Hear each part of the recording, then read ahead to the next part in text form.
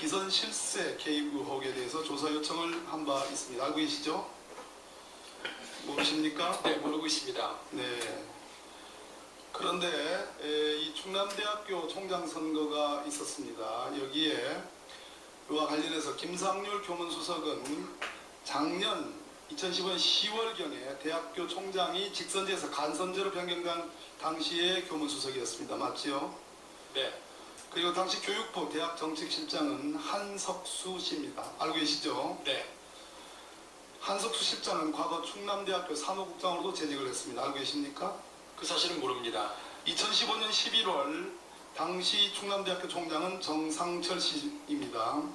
그 당시 11월에 충남대학교 총장선거관리위원회가 선거위원회가 구성이 됩니다. 그 위원장은 박길순 교수입니다. 아십니까? 이분이 누군지? 전혀 모릅니다. 충남대학교 총장선거위원회는 간선제니까요. 50명의 선거위원 중에 1명이 기권하고 49명이 참석하여 투표를 했습니다. 당시 1등 후보는 김영삼 후보, 당연히 청와대에 낙점을 받지 못했습니다. 2등 후보는 오덕성 후보입니다.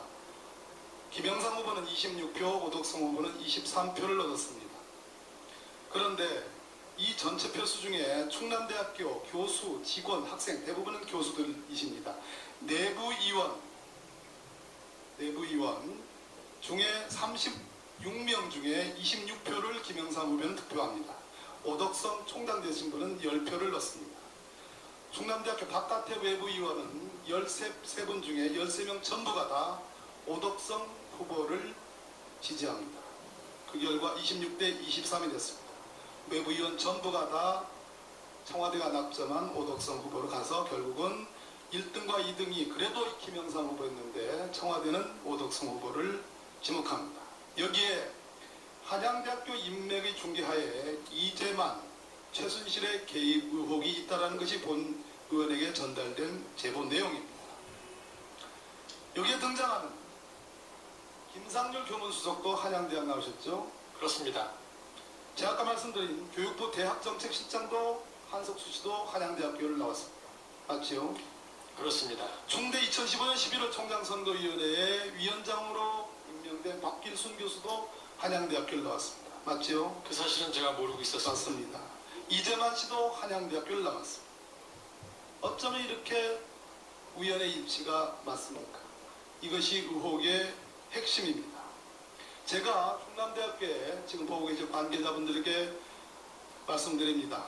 모든 자료를 본 의원이 제 자료에 요청한 것대로 다 명명백백하게 밝혀질 사안입니다. 박근영 증인, 오늘 왜 나왔습니까? 여기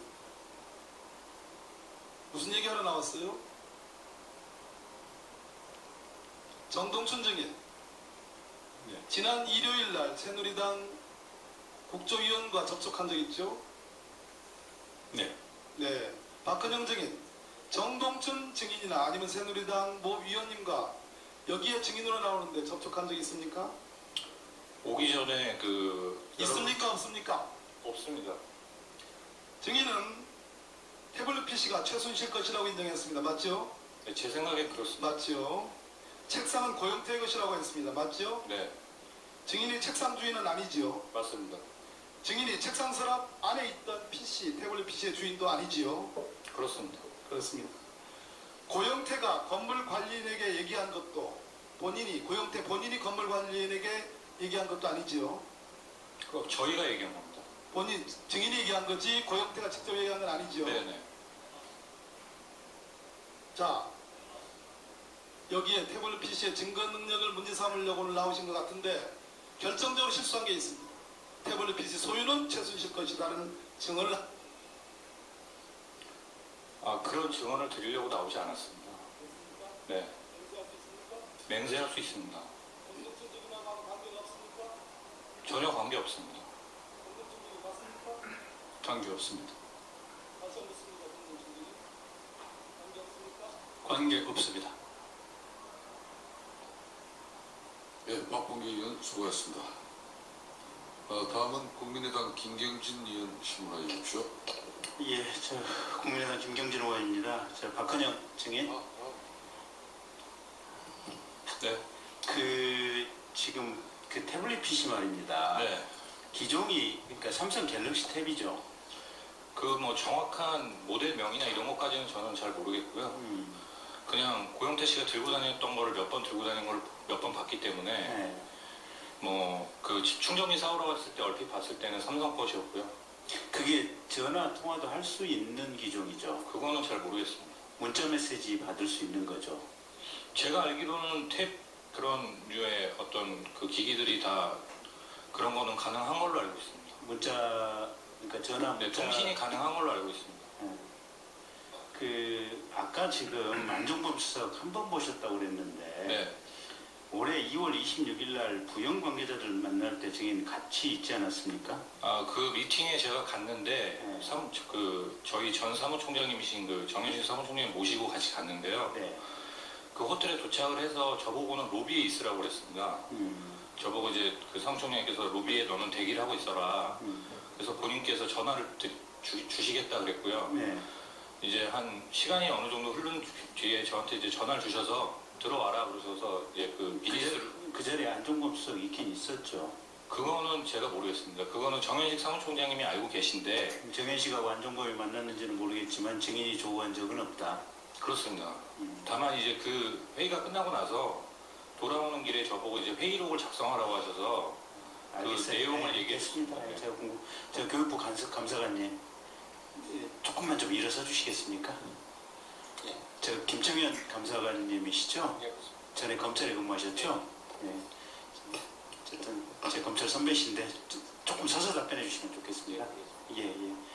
그 지금 쭉 이렇게 감사를 해보면 어쨌든 최순실 씨 부탁으로 이화여대 총장과 그 다음에 학장 또 입학처장 등 보직 교수들이 같이 연합해서 정유라 씨에게 입시와 관련된 특혜를 준 것은 확인된 사실이죠.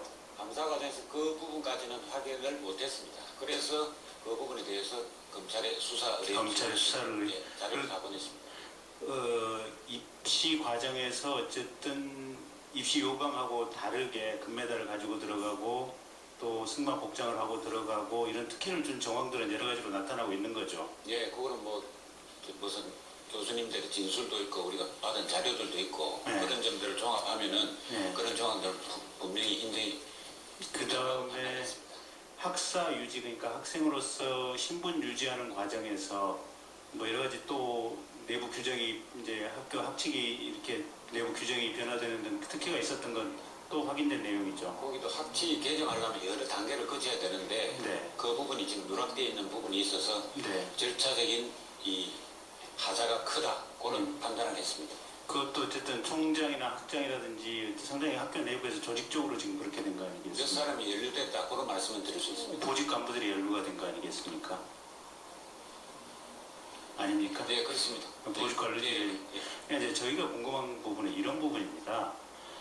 그 최순실 씨라고 하는 분이 이제 대통령도 움직이는 사람이라는 것이 이제 만천하에 알려지긴 했지만, 이제 최경희 증인이나 김경숙 증인 또 뒤에 이제 입학사장님이나 이제 이런 분들 부인을 하고 있지만, 저희는 이화여대 최경희 총장부터 시작을 해가지고 개인적인 연구비나 개인적인 어떤 벼슬에 대한 욕심 등등이 결합해서 사실은 총장 입장에서는 학교에 많은 예산을 따오기 위해서 최순실의 존재와 그 힘을 알고 활용을 했던지 또는 총장 입장에서 대통령과 직접 연결이 돼서 뭔가 이런 부탁을 받고 하지 않았을까 이제 이런 의심인데 최순실 부분은 추정을 할 수가 있는데 대통령께서 직접 최경희 총장과 어떤 이런 정유라 관련해서 부탁이라든지 이런 부분과 이런 가능성에 대해서 조사를 하신 점이 있습니까? 저희가 뭐 감사 과정에서 확인한 바는 없고 저희는 일단 조사할 것은 사람들도 많고 확인해야 될 사항들도 많고 지금 기본적으로 감사는 이 피감기관 구성원들이 입시 학사 연구비 집행 관련해서 어떤 행동들이 적정했냐 그 부분에 포인트를 뒀습니다. 그래서 지금 의원님께서 말씀 주신 그런 부분들까지는 우리가 감사를 진행을 하지 못했습니다. 총장과 대통령의 연결 가능성에 대해서는 따로 감사의 어떤 주된 내용은 아니었다. 네, 그렇게 말씀드릴 수 있습니다. 예, 알겠습니다. 앉으십시오. 고생하셨습니다. 네.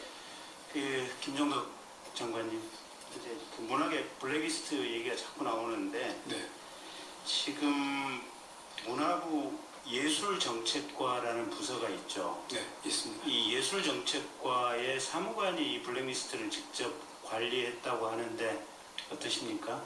아니요, 저는 잘 모르겠습니다. 그거는. 모르십니까? 네. 사무관이 그걸 관리했다고. 예, 예술정책과 사무관이 관리를 했다라는 거고, 그래서 이 예술정책과에서 지금 나주에 있는 한국문화예술위원회도 관리를 하고 있죠. 아마 그럴 겁니다. 네. 예, 그래서 그렇게 되지 않았나 싶고, 지난번에 검찰이 이제 퇴임하신 이후의 일이겠습니다만은 얼마 전에 이제 검찰이 압수수색할 때 네. 이 지금 문화예술정책과 사무관 컴퓨터를 검찰이 정확히 초점을 못 맞춰서 놓치고 지나갔는데 그 이후에 그러니까 콘텐츠 산업진흥권 콘텐츠 산업실 콘텐츠 정책관실 두 군데만 압수수색을 했는데 이 사무관 컴퓨터를 놓치고 지나가서 곧바로 그냥 포맷을 해버렸다 이런 정보가 있거든요. 네, 그 부분은 모르시는 내용이죠. 전혀. 네. 어쨌든 그러면 이제 민정수석 비명록이라든지 이런 걸 보면 네. 김기춘 비서실장이 최소한 어떤 좌파적 문화예술인 또 대통령에 대해서 불경스럽게 보이는 홍성당 화백이라는 이런 부분들에 대해서 여러 가지 관심이라든지 응징을 해야 된다 이런 내용들이 이제 비명록에 네. 여러 차례 나오는 것을 보면 네. 이 문화예술계 블랙리스트가 네.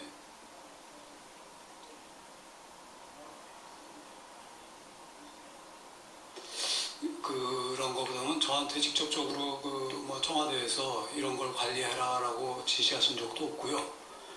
그런 직접적인 지시를 받은 적은 없습니다. 그리고 상임위원회에서 도정환 의원님께서 여러 차례 이런 문제들이 예술위원회에서 거론이 됐다라는 거에 대해서 말씀을 하셨고 심지어는 지난번 상임위에서는 녹취록을 한번 공개하신 적이 있었습니다. 그래서 제가 직원들한테 이게 저 보조금 문제 때문에 이렇게까지 복잡해지는데 보조금 관리 좀 잘해라. 이게 저희 아시다시피 문체부 전체 예산의 70% 정도가 보조금입니다. 그래서 보조금 관리가 잘못되니까 매번 이렇게 시끄러운 거 아니냐. 그래서 보조금 관리 잘하라고 그렇게만 얘기했습니다. 그게 저는 아직도 그게 무슨 뭐 블랙리스트나 뭐 이런 것 때문에 그렇게 관리됐다고 보지는 않습니다. 네. 네. 네. 네.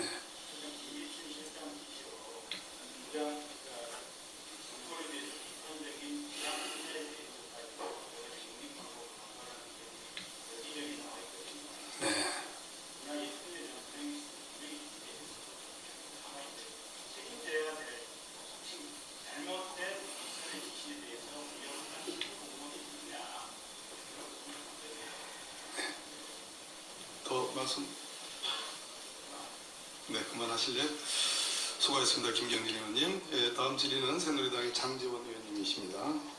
제가 오늘 아침부터 이화여대의 정유라 부정입학, 부정학점 부여 이 부분에 대해서 계속 말씀을 드리는데 분명한 것은 정유라가 부정입학을 하고 부정학점을 취득한 것은 맞습니다. 김경수 증인 맞는 것 같죠? 이유에 어떻게 맞는 것 같죠? 그 결과를 그 결과를 놓고 보면. 그런데 학교 아니, 그러니까 그런 거 진상규명위원회에서는 아니 그러니까 결과를 보니까 맞는 것 같죠? 글쎄 저도 그러니까 판단이 맞는데 어렵습니다. 네. 그것을 해준 사람이 없는 거예요. 정말 답답할 노릇입니다. 그래서 제가 지금부터 일반적으로 우리 국민들이 공감할 수 있는 상식선에서 질문을 하겠습니다. 만약에 제가 드리는 말씀이 일반 국민들이 공감할 수 있다면 제가 진실이고 제 말씀이 일반적으로 공감되지 않는 얘기라면 제가 오버하는 거라고 생각이 듭니다. 먼저 묻습니다. 김경수 증인, 네. 최순실을 언제 알았습니까? 8월 9월 2015년 8월에서 2015년 9월 8월? 예, 8월에서 9월 알겠습니다. 사이입니다. 정동부 K스포츠 이사장 아시죠? 아닙니다. 예. 어떻게 합니까? 체육 정동부 인재육성센터 이사장제 네? 체육 인재육성센터 이사장제 임시에 예. 증인은 교육연구분과 위원을 하셨습니다. 맞습니까? 예, 맞습니다. 맞고? 여러 교수님들이 참여를 알겠습니다. 했습니다. 예, 아니요만 하세요. 예. 네. 그다음에 그 당시에 김종 씨가 그 재단에 이사를 했죠. 그거는 저는 잘 모르겠습니다. 이사를 하셨다는 정동구- 하셨겠죠. 간단하게 대답하세요. 정동구 사단법인 태평양 아시아협회 회장 재임 시에 김경숙 씨는 이사했죠. 네, 도와달라고 해서 제가 이사를 알았습니다. 했습니다. 남편이 서울승려협회 이사죠. 예. 아닙니다, 지금은. 아니까 이사 하셨죠. 2009년에서 알았어요. 2010년입니다. 이사하셨죠. 이름만 올려둔 그때 이사입니다. 김종 씨와 친분이 있는 건 분명하죠. 아닙니다. 김종 씨와 친분이 있죠, 남편이. 아니, 없습니다. 김종 씨하고 어떻게 친분이 있겠습니까? 그러면 김경수 지인은 있습니까?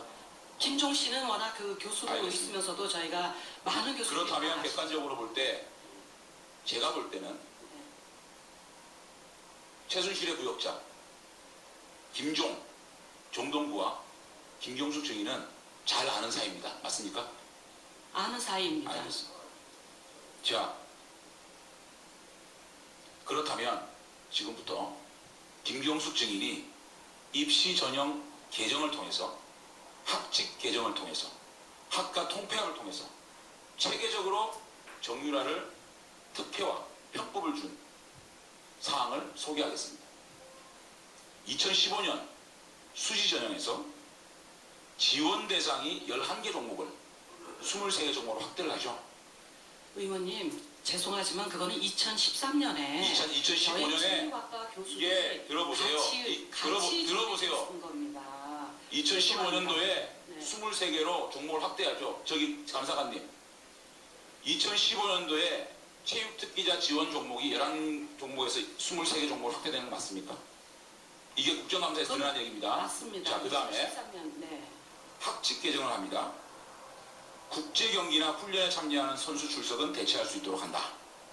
맞죠? 의원님, 학칙 했죠. 제가 하는 것이 아닙니다. 자, 상식적으로 제가 그거는 말씀드릴게요. 아닙니다. 규정위원회가 있어서 상식적으로 규정위원회에서 말씀드릴게요. 그거를 정하는 상식적으로 겁니다. 말씀드릴게요. 제가 상식적으로 말씀드립니다. 단과대학 학장이 이런 국제 경기나 훈련에 참가한 학생 선수가 출석을 대체할 수 있도록 하는 것은 단과대학 학장에 대해서 학장의 최소한 자문을 구하지 않으면 안 됩니다. 저는 그렇게 생각합니다. 그 죄송합니다. 다음에 세 번째, 예. 제가 말씀드린 아니면 국민들이 아니라고 생각할 겁니다. 아닙니다. 네. 저는 그렇게 봐요. 네, 아닙니다. 제가 생각할 때는 대학이 학장이면 이 정도의 학칙을 개정할 때는 최소한 자문한다고 저는 생각합니다. 그 다음에 학칙은 세 번째, 학교 중앙본부에서 세 지금 번째, 정하게 돼 세 있습니다. 번째 학과 통폐합을 합니다. 체육학부하고 의료산업학과 통폐합을 합니다. 그래서 아닙니다. 지금 같은 들으세요. 과입니다. 제가 답변 안 요구했습니다. 들으세요. 죄송합니다. 예. 질문은 제가 리드하고입니다. 예, 죄송합니다. 끼어들지 마세요. 신산업융합대학을 신설을 합니다. 그리고 확장이 됩니다. 정유라는 두 학과를 넘나들며 특기 학점을 받습니다. 여기에 이인성이라는 분이 개입이 됩니다. 이인성 교수는 정유라에게 과제 서비스까지 합니다. 굴욕적 교수입니다. 이분이 55억의 연구비, 이화여대 총 연구비 중에 3분의 1을 차지합니다. 이분은 글로벌 미래평생교육원장을 합니다.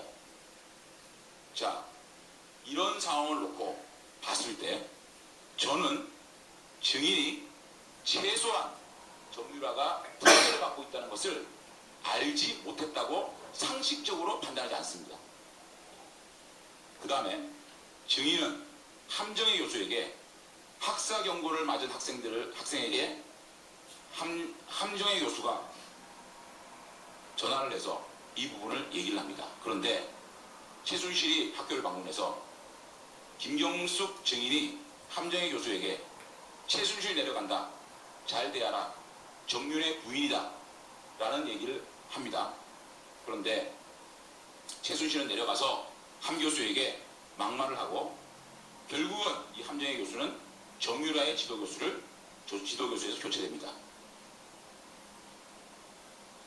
맞습니까? 혹시 교체되지는 않았습니다. 그러니까 그리고 이런 얘기를 들어보세요. 의원님, 저도 들어보세요. 죄송합니다만 들어보세요. 이런 얘기 한 적 있습니까? 있습니까? 없습니까? 없습니다. 감사관님, 이런 얘기가 나왔습니까?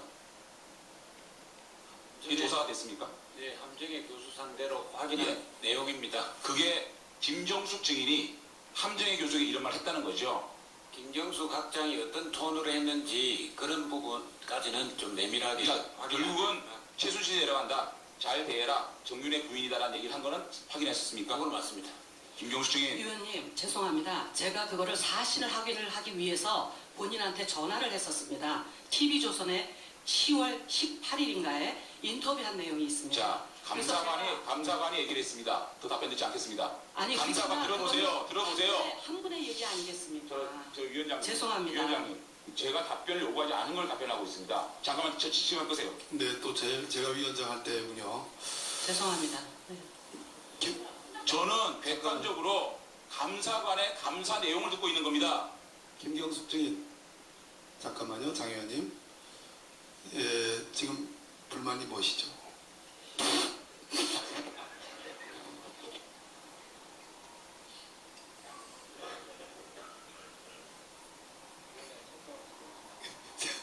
저는 지금까지 김경숙 증인이 제가 김경숙 증인과 최순실과 함께 부역한 사람들과의 인간관계, 그 이후에 김경숙 증인이 할 수밖에 없었던 일들을 나열했고 감사관으로부터 그 사실을 확인했습니다. 그럼에도 불구하고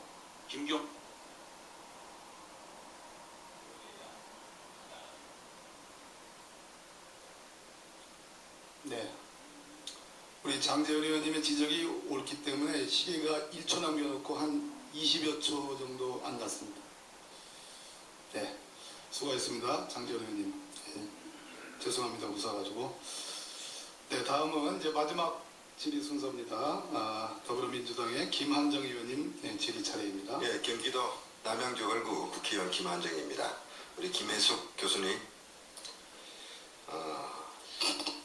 우리 대한민국에서 이대의 위치는 참 의미가 있다고 생각합니다. 대한민국 최초의 의사가 박예서도 이화학당 출신입니다. 최초의 여성 변호사 이태영 박사, 우리 여성인권의 선구자였습니다. 이대 출신입니다. 정대협을 만든 우리 윤정옥 교수님, 이효재 교수님, 이대 출신입니다. 이 정대협은 일본의 위안부 문제를 정식으로 제기해서 내년이면 25년이 됩니다. 매주 수요일이면 일본 대사관 앞에서 수요 집회를 가지고 이 문제에 대해서 국제 여론화하고 일본의 전쟁범죄 사죄를 요구해 왔습니다. 그리고 박정희 시대, 전두환 시대 많은 민주화 운동가를 배출했고 앞장서서 싸운 대학입니다. 그런데 이런 대학이 오늘 이런 사태를 맞아서 굉장히 가슴이 아플 거라고 생각합니다. 소회를 좀 말씀해 주십시오. 제가 사실 참 참담한 느낌입니다. 저희 그 교수님들의 말씀이 그 어떤 진정성이 의심받고 또 국민들 보시는 그 눈높이에서 잘 받아들여지지 않는 그 말씀을 하시게 되는 이런 경우를 목격하고 또 조금 전에는 희화화까지 되는 그런 상황을 보면서 지금 의원님께서 말씀하신 그 이화의 위상이라고 하는 것이 이렇게 땅에 떨어질 수가 있는가라고 하는 그런 생각 때문에 상당히 그 참담한 느낌이 듭니다. 그래서 그렇지만 어쨌든 이 국정농단과 더불어서 저희 이화여대 안에서 지금 벌어져 왔던 일들, 이런 일들이 사실 저희 이화여대 안에 오랫동안 적폐된 여러 가지 그 가버넌스의 문제의 일부라고 저희는 생각을 합니다. 그래서 계속 그 구조적인 문제, 큰 문제를 제기하면서 또 저희가 19일에는 재단 이사회 개편 관련해서 토론회도 가질 예정이고요. 이번 기회가 저희한테는 굉장히 저희 과거를 반성해 보면서 앞으로 학생들이 보여준 그러한 그 어떤 열정과 어떤 순수한 에너지 이런 것들을 모아서 다시 초창기 이화여대가 가졌던 소명의식, 여성교육에 대한 그리고 좀 더 인간화된 그 미래에 대한 그런 소명의식을 다시 회복할 수 있는 기회가 되리라고 생각을 하고 이화는 새롭게 거듭날 수 있는 그런 저력을 가지고 있다고 생각을 하고 여전히 많은 선생님들이 그런 소명의식을 갖고 성실하게 자기 자리에서 노력하고 있다고 생각을 합니다. 예, 말씀 감사합니다. 꼭 그렇게 됐으면 좋겠습니다.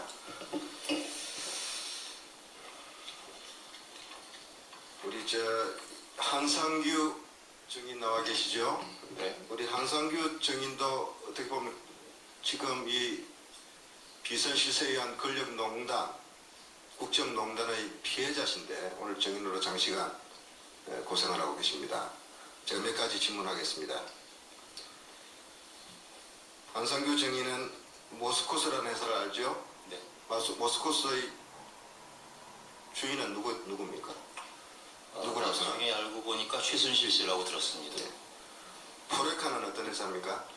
포레카는 포스코의 계열 광고회사였었습니다. 자, 한상규 씨가 대표로 있는 컴투게더는 포레카 회사를 인수하려고 했었죠? 그렇습니다. 그런데 상당한 방해가 있었죠? 예, 또 협박이 있었죠? 그렇습니다. 어떤 쪽으로부터 협박이 있었습니까? 그 당시엔 몰랐는데 지금 알고 보니까 최순실 씨와 박근혜 대통령까지 배후에 있었고요. 그 당시에는 그들의 밑에 있는 포레카의 김영수 대표와 모스코스의 김홍탁 대표, 모스코스의 김경태 이사 이 세 명이 초기에 저를 협박했습니다. 그 구체적인 협박 내용을 좀 소개해 줄 수 있겠습니까? 예, 포레카를 인수하고 지분을 80%를 내놓으라고 협박을 했습니다. 누가 그랬습니까? 김영수와 김경태가 했습니다. 그 다음에 2015년 6월에는 한국 콘텐츠진흥원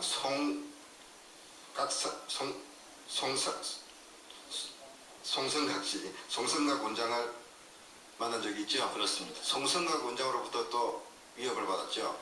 예, 제가 그 3명으로부터 3개월 동안 협박을 받다가 말을 안 듣고 제가 10% 계약금을 내고 단독으로 인수할 준비를 하니까 그때 그 협박을 바톤 타치를 하고 송성각 콘텐츠진흥원장이 나서서 저에게 하여튼 여러 가지 불이익이 갈 거니까 항복하라고 협박을 시작했습니다. 심지어 최순실 쪽에서 가만 안 둔다, 막말로 묻어버린다 하더라. 네, 다치니까 그런 얘기를 회사 인수 했습니다. 포기하라 이런 식으로까지 이야기가 왔었다고 했죠. 네, 그렇습니다. 이런 협박에도 불구하고 정의는 참 대단한 용기를 가진 것 같아요. 어떻게 이 회사를 지켰습니까? 예, 저는 뭐 특별히 제가 정의롭거나 특별히 용감하진 않습니다. 다만 저희 가족과 저희 직원들을 지키기 위해서 굴하지 않고 끝까지 버텼을 뿐입니다. 이 외에 추가의 외압은 없었습니까? 그리고 저희가 9월 1일 날 그들의 협박에 굴하지 않고 인수를 했더니 그 이후에 약 1년 넘게 여러 가지 보복이 있었습니다. 몇 가지 소개해 줄 수 있겠습니까? 예, 저희가 금융위원회 광고 CF를 만든 적이 있었습니다. 그래서 잘 만들어서 당시에 임종용 장관께서 기립박수까지 치시고 잘 만들어 놓으라고 청와대에 빨리 보고하고 온에어를 시키자고 했는데 그 보고 CF를 보지도 않으신 그런 안종범 수석께서 광고회사 중에 컴투게더라고 있지 거기랑 하지 말라 이렇게 지시가 내려와서 온에어를 못한 경우가 있습니다.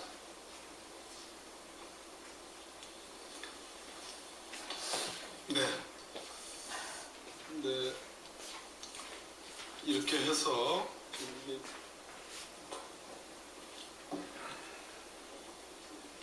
보충신문자이죠.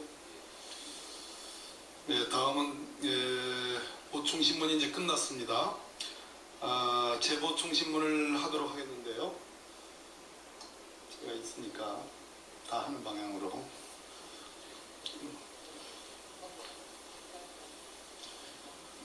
지금 이제 9시 반인데 5분씩 3, 4